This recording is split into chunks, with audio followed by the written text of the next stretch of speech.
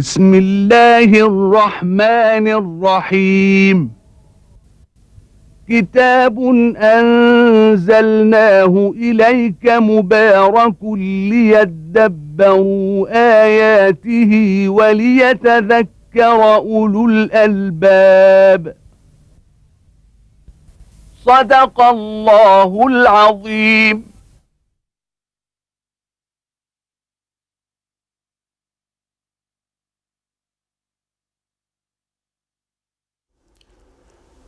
الحمد لله رب العالمين، والصلاة والسلام على عبد الله ورسوله الأمين سيدنا ونبينا محمد وعلى آله وأصحابه ومن اهتدى بهداه وعمل بسنته ليوم الدين.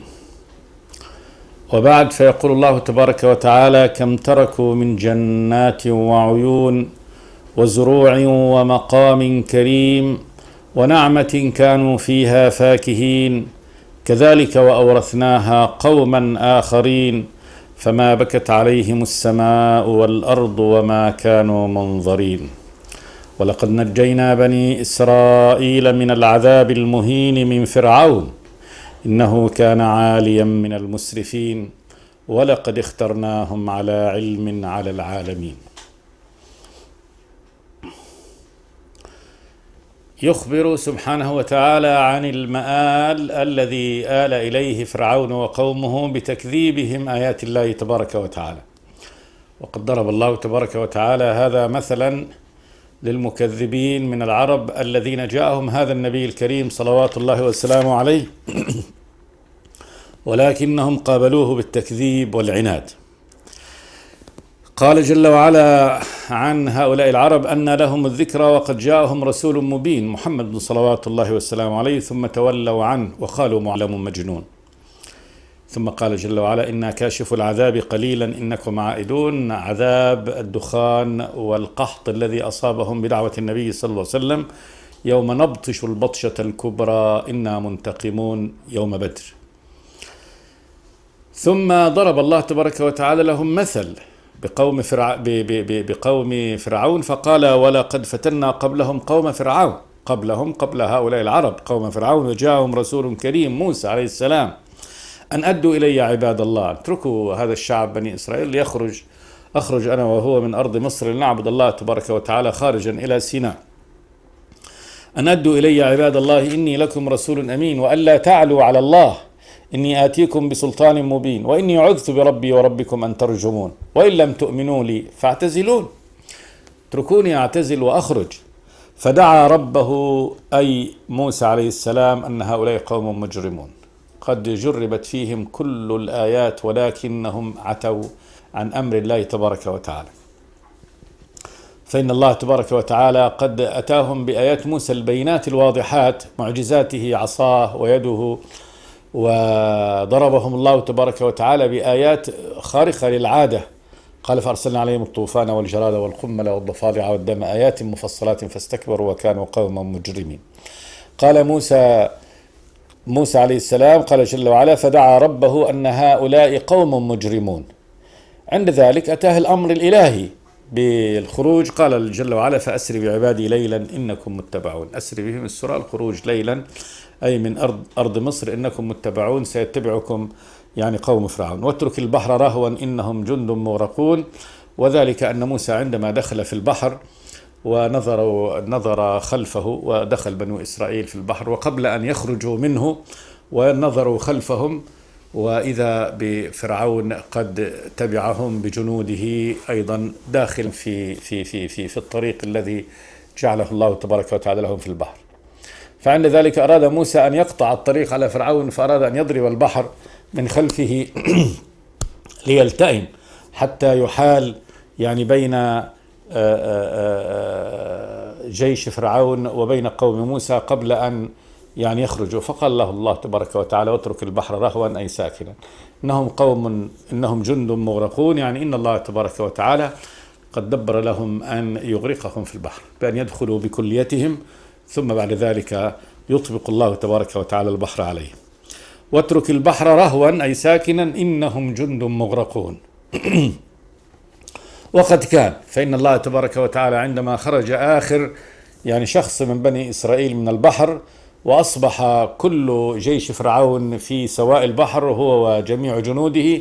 عند ذلك أطبق الله تبارك وتعالى عليهم البحر. ثم قال جل وعلا: كم تركوا من جنات وعيون. كم التكثيرية العددية، يعني كثيرا من الجنات والعيون في أرض مصر تركوها، وكان مآلهم الهلاك في هذا المكان في البحر. كم تركوا من جنات وعيون وزروع ومقام كريم. الجنات البساتين، يعني الأشجار المثمرة العالية، والزروع يعني ما تحت هذه البساتين من يعني الخضروات والحبوب ونحوها، وزروع ومقام كريم.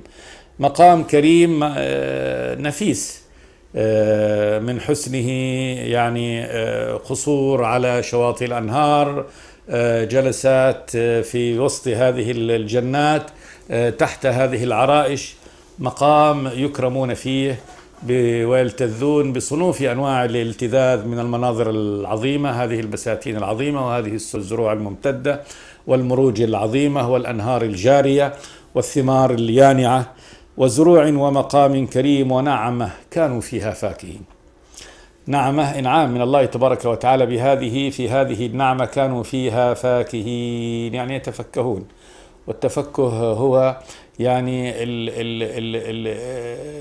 دخول السرور على القلب، إدخال السرور على القلب بأنواع الأطعمة وأنواع الأشربة وأنواع المناظر وأنواع التقلب في هذه النعم العظيمة. ونعمة كانوا فيها فاكهين. قال جل وعلا: كذلك وأورثناها قوما آخرين. يعني كذلك هذا المصير البائس الذي انتهى إليه هؤلاء المجرمون، أورثنا هذه الزروع والثمار ونحوها والجنات قوما آخرين. وهؤلاء القوم الآخرون قد أخبر الله تبارك وتعالى في الآية الأخرى، قال: كذلك وأورثناها بني إسرائيل، يعني أورثنا مثلها بني إسرائيل عندما أدخلهم الله تبارك وتعالى بعد ذلك الأرض المباركة التي بارك الله فيها وهي أرض الشام. أورثهم مثل هذه الجنات بعد أن أخرجوا وخرجوا من مصر على هذا النحو الذي خرجوا منه، يعني ليس معهم إلا متاعهم الذي استطاعوا أن يخرجوا به، لكن الله تبارك وتعالى أورثهم بعد ذلك الأرض. قال: وأورثنا بني إسرائيل الأرض التي باركنا فيها في ديت، فتمتعوا فيها بصنوف المتع التي مثلها أو التي كان مثلها يتمتع به قوم فرعون قبل أن يهلكهم الله تبارك وتعالى. كذلك وأورثناها قوما آخرين. الوجه الآخر من التفسير هنا أورثنا هذه الزروع والثمار التي يعني تركها قوم فرعون في أرض مصر، أورثها الله تبارك وتعالى أجيال أخرى يعني تقوم، وأهلك الله تبارك وتعالى هذا الجيل المجرم الذي يعني عتى عن أمر الله تبارك وتعالى وكذب رسله على هذا النحو. كذلك وأورثناها قوما آخرين. قال جل وعلا: فما بكت عليهم السماء والأرض. فما بكت عليهم السماء والأرض وما كانوا منظرين. لم يتأثر أحد بهلاكهم. قيل لأن الكافر لا يحزن عليه شيء. الأرض التي يعني يعيش عليها والسماء التي يستظل بها لا تحزن عليه، بل هي تتخلص منه، وذلك أن السماء والأرض عابدة لله تبارك وتعالى، وبالتالي هي كارهة للكافر والد. ولولا أنها مسخرة مذللة وأن الله سخرها وذللها لما يعني سخرت لكافر، لما سكنت لكافر ولا استسلمت له، ولكن لأنها كانت مذللها على هذا النحو قد سخرها الله تبارك وتعالى. هو الذي سخر لكم ما في الأرض جميعا، وقد سخر الله تبارك وتعالى هذا يعني للمؤمن والكافر. شاء الله تبارك وتعالى أن يتقلب الكافر في نعم الله تبارك وتعالى كما يتقلب، لكن هذه الأماكن وهذا الذي لو أن يعني طعامه الذي يأكله يلعنه وثوبه الذي يلبسه يلعنه، فكل يعني مخلوق من مخلوقات الله تبارك وتعالى هو عابد لله تبارك وتعالى ومبغض للكافر. وكذلك في النهاية محب للمؤمن، فمن حب المؤمن كما قال النبي، كان النبي مثلا يمر على جبل أحد فيقول هذه طابة، هذا أحد، جبل يحبنا ونحبه. الأماكن التي يقوم فيها المؤمن بعبادة الله تبارك وتعالى تشهد له يوم القيامة وتحبه، وكل ما حوله يوده ويحبه، ولذلك إذا فارقه يحزن عليه، إذا فارقه يحزن عليه مكانه وشواهده وبيته دي. أما هؤلاء الذين ذهبوا يعني هذا المذهب من الكفار فإنه يعني الأرض تستريح منه، كما قال النبي صلى الله عليه وسلم لما حملت جنازة قال مستريح ومستراح منه، فقالوا يا رسول الله ما مستريح وما مستراح منه؟ فقال يعني الميت إذا كان من يعني أهل الإيمان فإنه مستريح، يستريح من نكد الدنيا ومن شقائها ومن يعني لأوائها. وأما الكافر إذا مات فإنه يستريح منه البلاد والعباد، الكل يستريح منه، الأرض التي كان يسير عليها هي تستريح منه، كل البلاد والعباد يستريحون منه. وذلك أن الكافر يعني كما قال الله تبارك وتعالى نجس، إنما المشركون نجس فلا يقربوا المسجد الحرام بعد عامهم هذا، يتأذى منه كل شيء، كل شيء يعني يتأذى منه. ولذلك فالأرض عابدة لله تبارك وتعالى، لولا يعني أنها مسخرة لذلك لما للفظته ولم تقبل، وثوبه لو كان يعني باختياره لما مكث على يعني على بدنه. قال جل وعلا فما بكت عليهم السماء والأرض وما كانوا منظرين عندما ذهبوا. هذا وجه من وجوه التفسير، وهذا هو الحق إن شاء الله.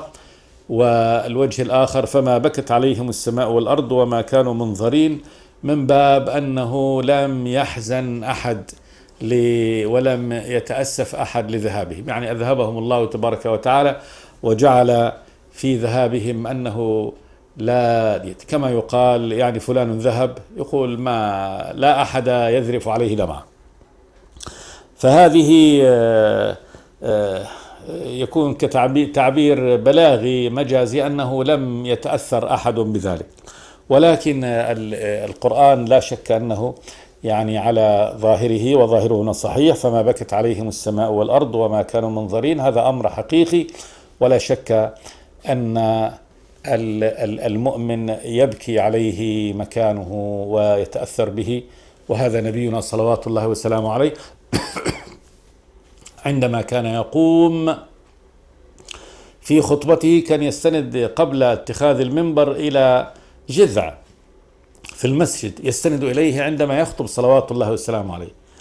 فلما صنع له المنبر وترك النبي الاستناد إلى هذا الجذع وهو موجود في المسجد وصعد المنبر، عند ذلك سمع الصحابة وهم في المسجد لهذا الجذع يعني حنين وصوت عالي كأنه صوت فصيل الناقة عندما يعني يبكي على أمه، حتى إن النبي صلى الله عليه وسلم نزل من خطبته وأتى إلى هذا الجذع واحتضنه وجعل يهدهده حتى سكن. فهذا جذع نخل خاوي لا حياة فيه، حتى حياة النبات ليست فيه، ومع ذلك حن وبكى لما فارقه النبي بس وهو يخطب عنده وفارقه إلى المكان الآخر. فلا شك أن هذه الجمادات لها إدراكات، وهي كذلك يعني تأنس وتحس بصلاة المؤمن وعبادته. وقد قال صلوات الله والسلام عليه يعني كل شاخص يشهد للمؤذن يوم القيامة، المؤذن إذا أذن وقال الله أكبر الله أكبر إلى آخر الأذان فما وصل صوته من مكان، كل شاخص على الأرض، أي شيء شاخص يعني كصخرة قائمة أو شجرة قائمة أو تلة مرتفعة، كل شاخص يشهد له يوم القيامة. وقد قال تبارك وتعالى عن الأرض إذا زلزلت الأرض زلزالها وأخرجت الأرض أثقالها وقال الإنسان ما لها يومئذ تحدث أخبارها. يومئذ في يوم القيامة تحدث أي الأرض أخبارها، تحدث الأرض أخبارها فتقول صنع علي كذا وكذا في يوم كذا وكذا، وصنع علي كذا وكذا في يوم كذا، فتشهد الأرض بما صنع عليها. فالأرض تفرح بما صنع عليها من الخير، وكذلك تحزن وتأسف بما يصنع عليها من الشر، ولذلك إذا ذهب الشرير فإنها ترتاح. فما بكت عليهم السماء والأرض وما كانوا منظرين ممهلين، يعني أن الله تبارك وتعالى جعل لهم وقت ليهلكهم فيه، فكان الأمر كما يعني قضى الله تبارك وتعالى، أهلكوا في الوقت الذي حدده الله تبارك وتعالى، ولم ينظروا يمهلوا ويؤجلوا ولا دقيقة من الدقائق، بل في الوقت الذي حدده الله تبارك وتعالى، وما كانوا منظرين. ثم قال جل وعلا: ولقد نجينا بني إسرائيل من العذاب المهين.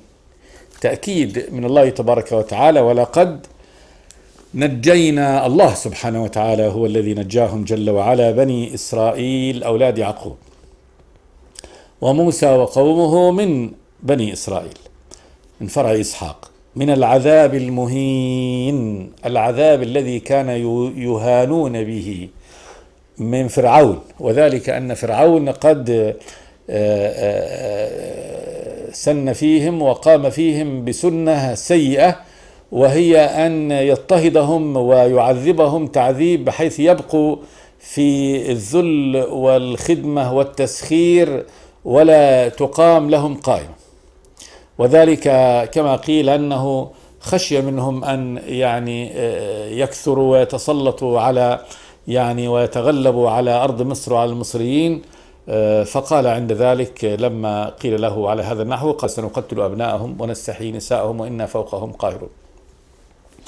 فأخذ فيهم سنة، وهي قتل الذرية من الكبار وإبقاء النساء حيات وإخراجهم من مناصبهم وأماكنهم وأموالهم وتحويلهم إلى يعني أن يكونوا خدم، وأن يسخرون أعمال السخرة ديت، فكانوا يقومون بالأعمال الشاقة كضرب اللبن والبناء ونحو ذلك، ويسخرونهم ويجعلون لكل مجموعة منهم قائم على رأسه كل 10 هناك من يقوم عليهم، وكل الشعب كل شعب بني إسرائيل في أرض مصر على هذا النحو، ويسخرونهم بمقرر يومي للعذاب للعمل الذي يهينهم ويعذبهم على هذا النحو، كما قال ذكره الله تبارك وتعالى بنعمته عليهم. قال: وإذ نجيناكم من آل فرعون يسومونكم سوء العذاب.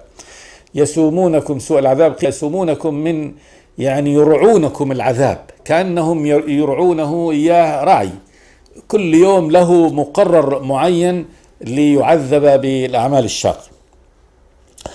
فأخبر سبحانه وتعالى أنه بعد هذا الهلاك الذي أهلك به قوم فرعون في البحر، فإنه أنجى يعني بني إسرائيل من العذاب المهين الخاص من قبضة فرعون، وأصبحوا أحرار بعد ذلك يعني في صحراء سيناء يعبدون الله تبارك وتعالى كما يشاءون، ولا سلطان عليهم يعني من غيرهم. ولقد نجينا بني إسرائيل من العذاب المهين من فرعون. وفرعون اسم يطلق على كل من ملك مصر، كما يطلق كسرى على من ملك الفرس، وقيصر على من ملك الروم، فهو لقب للحاكم الذي يحكم. وفرعون في زمان موسى قد هو الذي يعني استبد بالأمر على هذا النحو، وسن فيهم يعني هذه السنة السيئة التي يعني أذلتهم هذا الإذلال من فرعون. إنه كان عاليا من المسرفين. إنه فرعون كان عاليا، عالي متكبر جبار،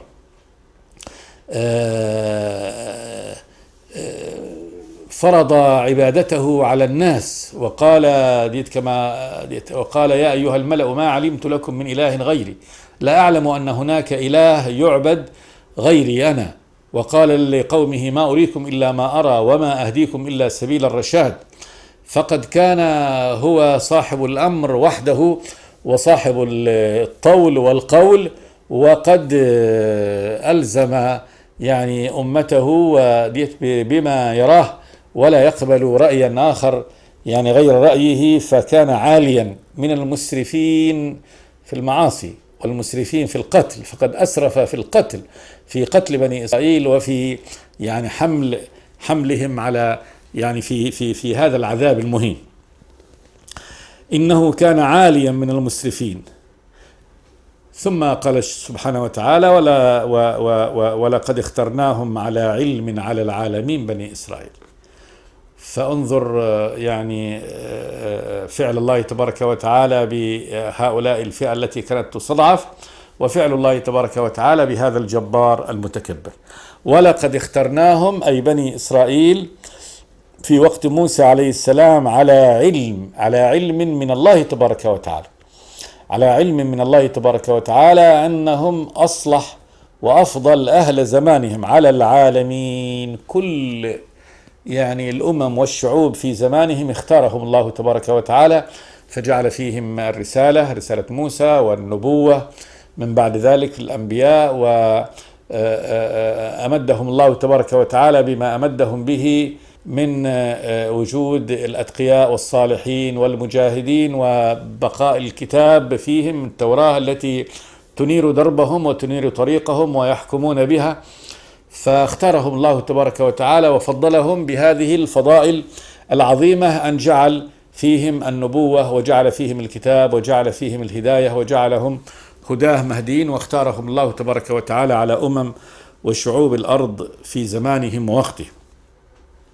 ولقد اخترناهم على علم، يخبر الله تبارك وتعالى أن هذا بعلم الله تبارك وتعالى على العالمين. وآتيناهم من الآيات ما فيه بلاء مبين. أعطيناهم من الآيات، آيات الرب تبارك وتعالى، ما فيه بلاء مبين. بلاء اختبار بين واضح، فإن الله تبارك وتعالى قد ابتلاهم بصنوف البلاء، يعني البلاء الحسن والبلاء يعني الشديد. البلاء الحسن اللي هو النعم التي أنعم الله تبارك وتعالى بها عليهم، وكذلك المحن التي يعني صاروا يعني امتحنهم الله تبارك وتعالى فيها. فمن امتحانهم ما كانوا فيه تحت قهر فرعون، فإن هذا كان بلاء عظيم جدا من الله، وكما قال تبارك وتعالى وفي ذلكم بلاء من ربكم عظيم. بلاء وإن جاءهم من قوم فرعون بلاء من الله تبارك وتعالى، بلاء حسن، كما قال جل وعلا وإن نجيناكم من آل فرعون يسومونكم سوء العذاب يذبحون أبناءكم ويستحيون نساءكم وفي ذلكم بلاء من ربكم عظيم. وفي ذلكم هذا وهذا إن جاءهم من قوم فرعون، وكذلك كون قوم فرعون سلطوا عليهم زمانا يذبحون أبناءهم ويستحيون نساءهم، وفي ذلكم في هذا وهذا بلاء من ربكم عظيم. ثم البلاء الحسن بعد ذلك بإنزال الكتاب بالتوراة على موسى عليه السلام، بهدايتهم إلى يعني طريق الرب تبارك وتعالى، وجود الأنبياء والصالحين، تمكينهم من هذه الأرض. ثم كذلك ما ضربهم الله تبارك وتعالى فيه من العقوبات بسبب يعني انحرافهم. كلما انحرفوا عن طريق الرب تبارك وتعالى ضربهم الله جل وعلا بعقوبة، كما لما قيل لهم ادخلوا يعني هذه القرية فكلوا منها حيث شئتم رغدا وادخلوا الباب سجدا وقولوا حطة نغفر لكم خطيئاتكم نغفر لكم خطاياكم وسنزيد المحسنين. قال جل وعلا فبدل الذين ظلموا منهم قولا غير الذي قيل لهم فأنزلنا على الذين ظلموا رجزا من السماء بما كانوا يفسقون. فضربهم الله تبارك وتعالى بالرجز، وهو العذاب والطاعون الذي أخذهم بسبب فسقهم وخروجهم عن طاعة الله تبارك وتعالى. فابتلاهم الله تبارك وتعالى بالخير والشر، كما قال جل وعلا وبلوناهم بالحسنات والسيئات لعلهم يرجعون. وبلوناهم اختبرناهم بالحسنات والسيئات لعلهم يرجعون. قال وآتيناهم من الآيات ما فيه بلاء مبين. آيات الرب تبارك وتعالى، آياته نعمه التي أنعم بها، بعض هذه الآيات نعم وبعض هذه الآيات محن قد امتحنهم الله تبارك وتعالى، ما فيه بلاء مبين. إذن هنا هذا كله هو سياق بيان، أولا تحذير للمكذبين بالنبي صلوات الله وسلامه عليه من قريش وما حولها، أن انظروا سنة الله تبارك وتعالى في السابقين كيف. هذا يعني فرعون وقومه، وهو يشبه به هنا الآن يعني أبو جهل ومن معه من المعاندين للنبي صلوات الله وسلامه عليه. وموسى ومعه، ويشبه به النبي صلوات الله والسلام عليه والذين آمنوا معه. والله تبارك وتعالى يقول لقريش: انظروا انظروا يعني مصير أسلافكم من فرعون وقومه، كيف أن الله تبارك ماذا صنع الله تبارك وتعالى به، كما قال الله في هلاك قوم فرعون: فجعلناهم سلفا ومثلا للآخرين. فجعلناهم هؤلاء الكفار فرعون سلفا لكل من يأتي بعدهم ممن يشابههم في الكفر، ومثلا للآخرين. وكذلك هذا أيضا بشرى للنبي محمد صلوات الله وسلامه عليه، أن المستضعفين، انظروا يعني حال بني إسرائيل من المستضعفين كيف استضعفوا وكيف أهينوا وكيف حملوا العذاب، وانظروا صنيع الله تبارك وتعالى بهم، كيف أنجاهم الله تبارك وتعالى وجعل المآل لهم في نهاية الأمر.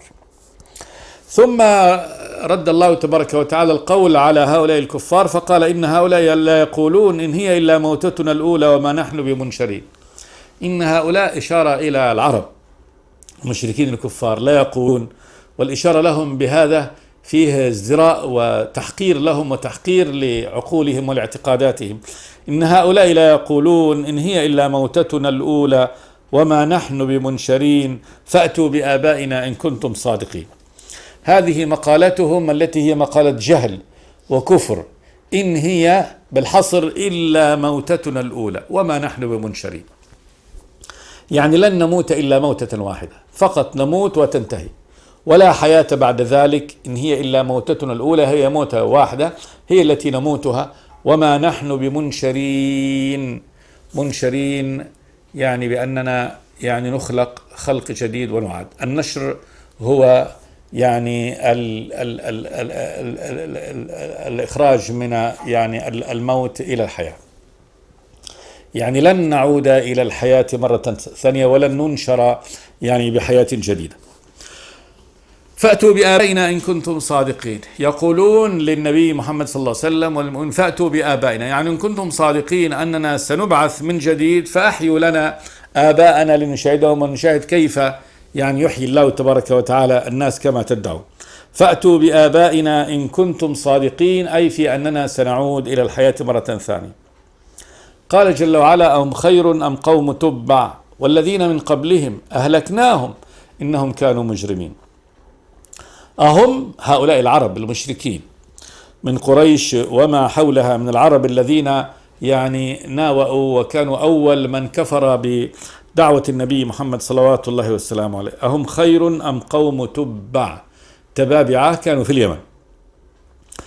والذين من قبلهم من الأمم التي كذبت كعاد وثمود، فإن الله تبارك وتعالى أهلك هذه قبائل عربية كانت موجودة، ولكن الله تبارك وتعالى أهلكها بكفرهم، وهذه مساكنهم في شمال الجزيرة وفي جنوبها. أهم خير أم قوم تبع والذين من قبلهم أهلكهم الله تبارك وتعالى بمثل هذا الكفر الذي يقول به هؤلاء، إنهم كانوا مجرمين. إنهم يعني إن قوم تبع والذين من قبلهم من هذه الأمم الكافرة كانوا مجرمين، أي فاعل الإجرام، والإجرام هو الذنب العظيم، وأعظم هذه الذنوب الكفر بالله تبارك وتعالى والشرك به. قال جل وعلا: أهلكناهم إنهم كانوا مجرمين. والله تبارك وتعالى لا يهلك بهذه الصورة إلا يعني أهل الإجرام. ثم يعني رد الله تبارك وتعالى مقالتهم في أنهم لن يعادوا مرة ثانية. قال: وما خلقنا السماوات والأرض وما بينهما لاعبين ما خلقناهما إلا بالحق ولكن أكثرهم لا يعلمون. وهذه سنعود إليها إن شاء الله في الحلقة الآتية. أستغفر الله لكم من كل ذنب، وصلى الله وسلم على عبده ورسوله محمد. بسم الله الرحمن الرحيم. كتاب أنزلناه إليك مبارك ليدبروا آياته وليتذكر أولو الألباب. صدق الله العظيم.